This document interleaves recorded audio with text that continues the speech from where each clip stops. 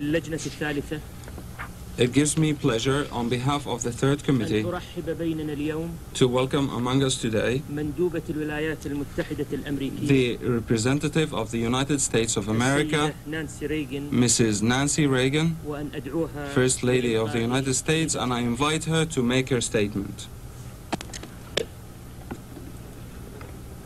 Thank you, Mr. Chairman. I'm delighted to be here as the member of the U.S. delegation to speak before the Third Committee of the United Nations General Assembly on a matter of urgent importance to all of us. The Third Committee is now considering agenda items on youth, families, and crime prevention. I want to talk to you about the illegal use of drugs and the direct impact it's having on families, and especially children. I come before the United Nations today as a wife and a mother and one who has had a unique opportunity to see the impact of the drug problem, not only in the United States, but in many areas of the world. I worked on this problem with many distinguished people represented on this committee. I've had the opportunity to travel to many parts of the world and have seen the problem firsthand. I've also been privileged to work on two occasions with Mrs. Perez de Cuellar. In 1985, she joined me and 29 other First Ladies from around the world when we gathered at the United Nations to discuss the drug issue. Our message was this: as mothers, we're concerned, as First Ladies, we're committed, and as citizens of the world, we pledge to do all that's possible to stop this scourge. Last year, Mrs. Perez de Cuellar and I prepared a videotaped message for the first international conference on drug abuse and illicit trafficking. At that conference, held at the initiative of the Secretary General, 138 countries joined together in declaring that stopping drug abuse and illicit trafficking is a universal priority. I'm deeply heartened that the United Nations is near completion on a new anti-drug trafficking convention that will affirm what every mother, every parent knows, that drug traffickers are international criminals who deserve no rest or sanctuary. The international efforts against drugs are of vital importance and must be expanded. And I would add that even though I have some harsh things to say about illegal drug consumption in the United States, I also intend to speak very plainly about the countries that supply this demand.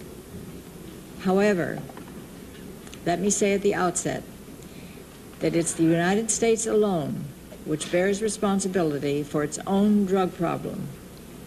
I'm not blaming other nations for America's drug problem. While most of the illegal drugs are imported, the drug users are homegrown. To find America's drug problem, we've had to look no further than our own communities, our neighbors, our sons and daughters. To get serious about stopping illegal drugs, there can be no substitute for focusing on the user, and that means confronting all those citizens who use drugs. Now, frankly, it's far easier for the United States to focus on cocoa fields grown by 300,000 campesinos in Peru than to shut down the dealer who can be found on the street corner of our cities. It's often easier to make strong speeches about foreign drug lords or drug smugglers than to arrest a pair of Wall Street investment bankers buying cocaine on their lunch break. Yes, we need to break the back of the drug cartels. We need to eradicate cocoa fields and interdict narcotics in transit. But we will not get anywhere if we place a greater burden of action on foreign governments than on America's own mayors, judges, and legislators. You see, the cocaine cartel doesn't begin in Medellin. It begins in the streets of New York, Miami, Los Angeles, every American city where crack is bought and sold. It's the drug user who makes the cartel possible, who provides the market, who funds the enterprise. And the drug user is an accomplice to every criminal act, every murder, every terrorist attack carried out by the narcotics syndicate.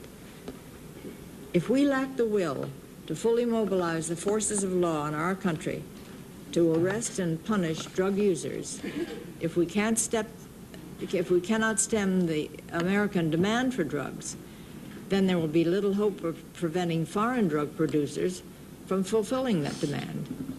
But if we can control that demand and curtail the drug consumption in our own country, then our efforts can succeed, and the international drug narcotics rings can and will be defeated.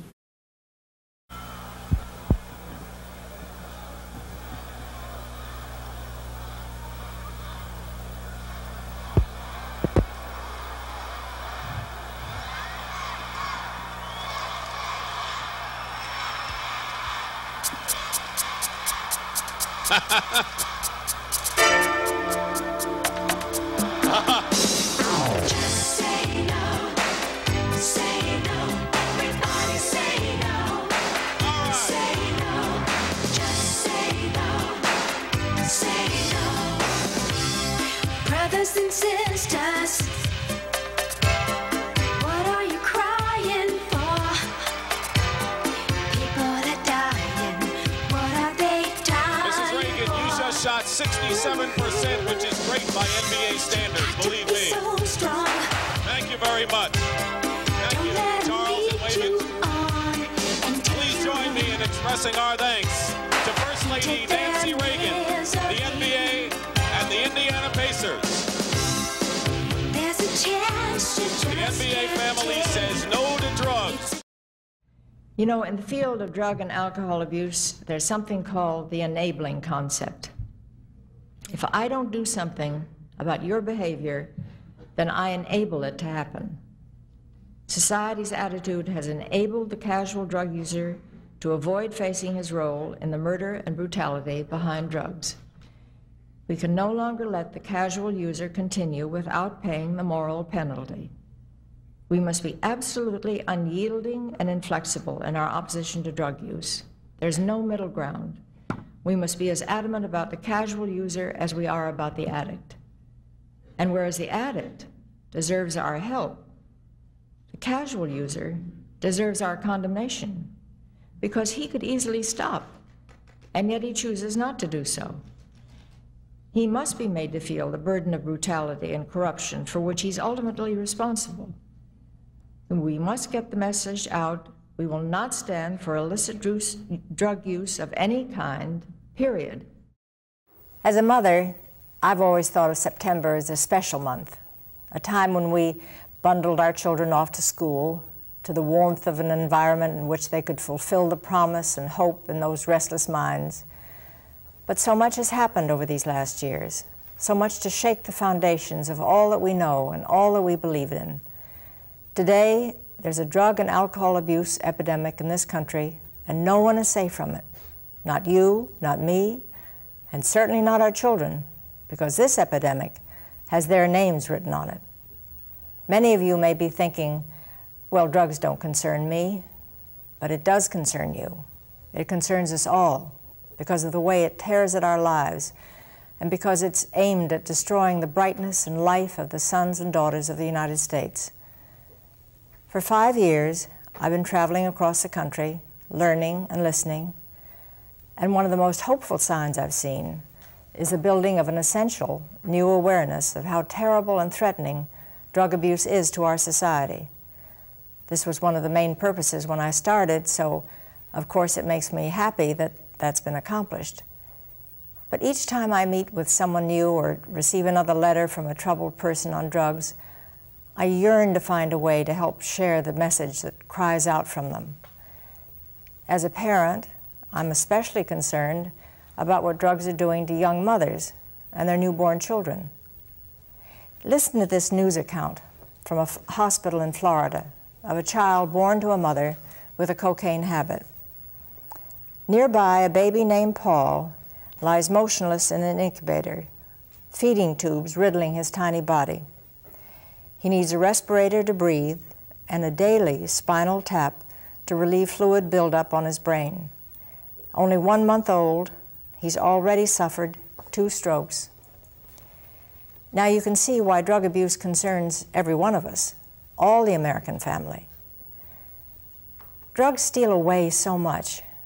They take and take until finally, every time a drug goes into a child, something else is forced out, like love and hope and trust and confidence.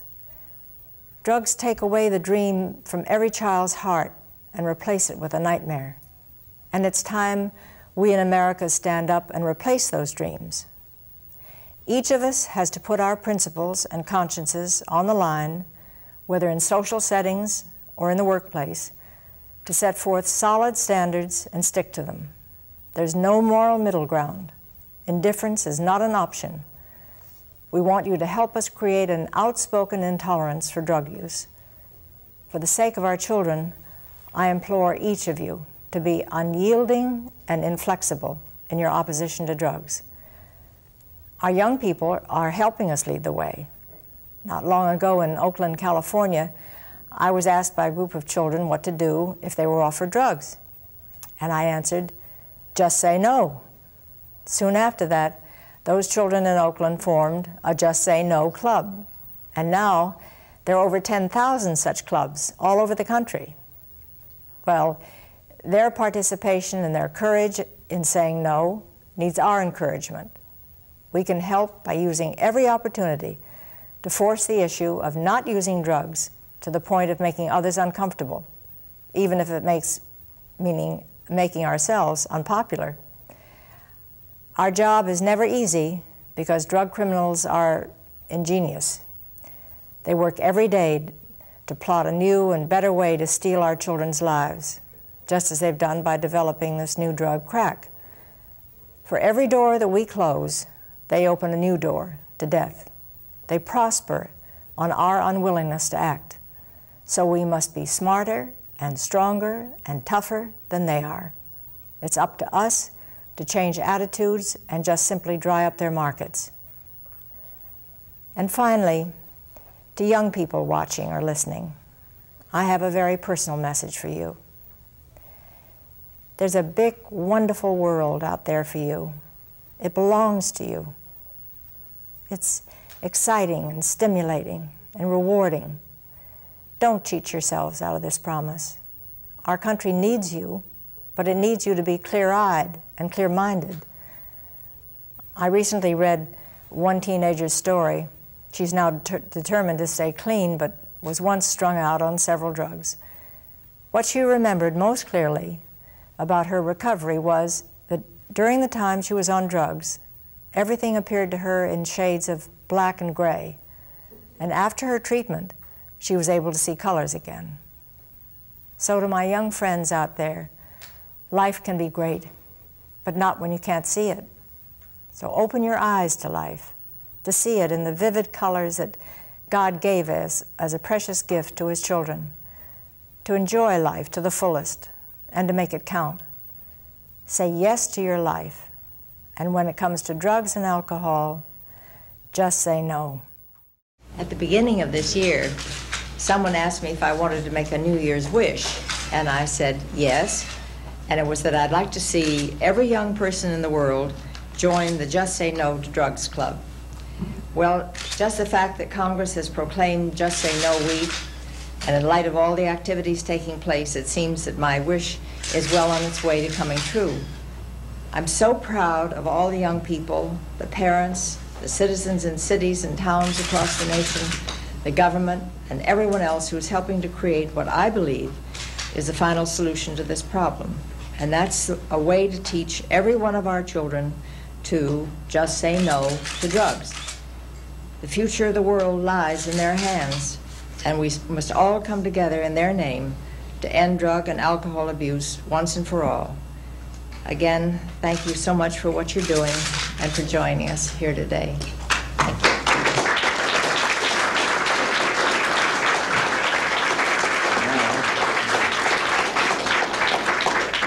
And now I'll sign the proclamation.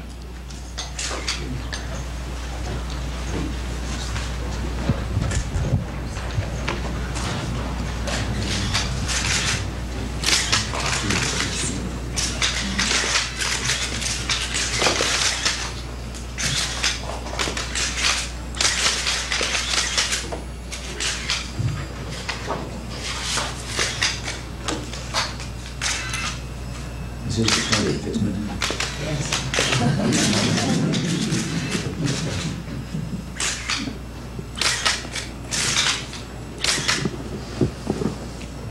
There. It is just saying no, Bruce.